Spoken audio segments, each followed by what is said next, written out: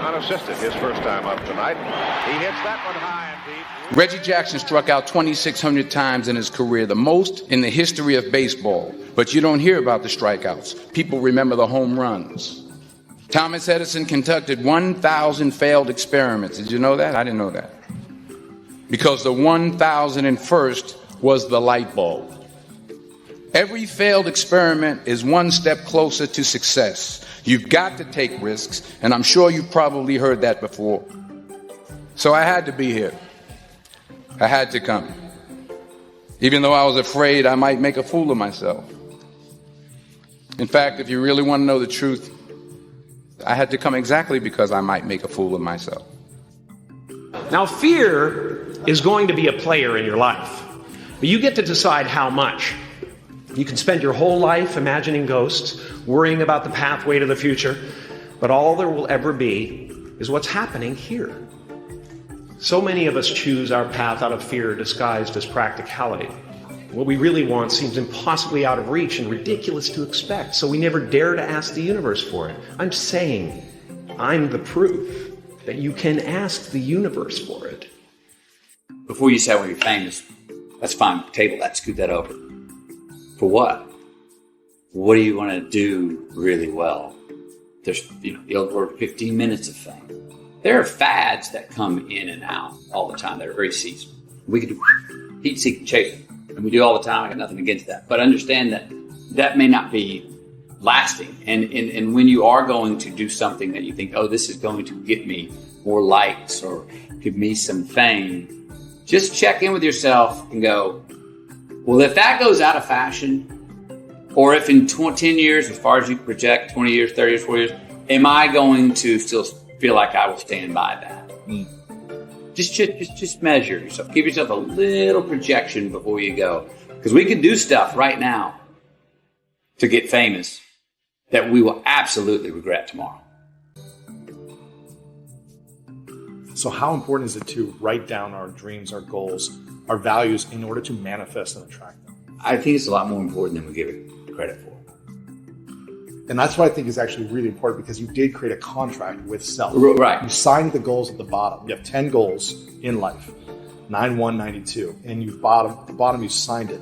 And I think that's really important in creating this contract with self, is putting your name on something that you write down from the ideas in your mind into paper so that you can actualize this in life.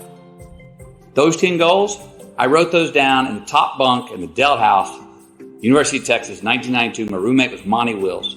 I remember the night I wrote them down. Wow. I never looked at them again. Huh.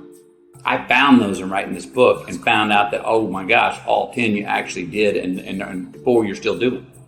So didn't you write yourself a check? I heard that you did. Is that true? I wrote myself a check for $10 million for acting services rendered, and I gave myself 5 years. And I dated it Thanksgiving 1995.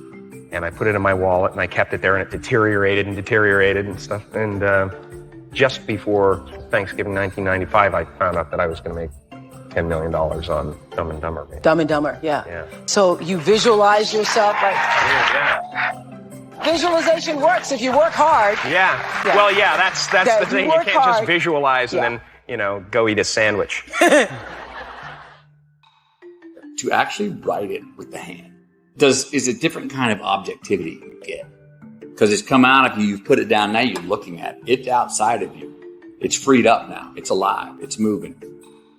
If you're writing down true goals, they become written in your lineage. They become written in your body. Whether you know it or not, in your subconscious. It's a way to get it into your subconscious. To write it down, now it's out of me, it's on a page, I'm objectifying it now, I'm looking at it. So now I'm having a dialogue where before it was just Socratic. But now I'm having a dialogue and it starts reciprocating. Your brain will let in anything that it believes is important to you. The Zeigarnik effect is the documented fact that when something is important to you, your brain opens up a checklist. And now your brain, once it puts this item on your checklist, it will store the checklist in your subconscious. It's encoded in your RAS. And your mind is now on the alert to spot things related to it. The way that you make yourself feel like something is important is your nervous system goes on alert while you're thinking about it. You're either super excited about something, oh, this is super important, or this is the trauma effect.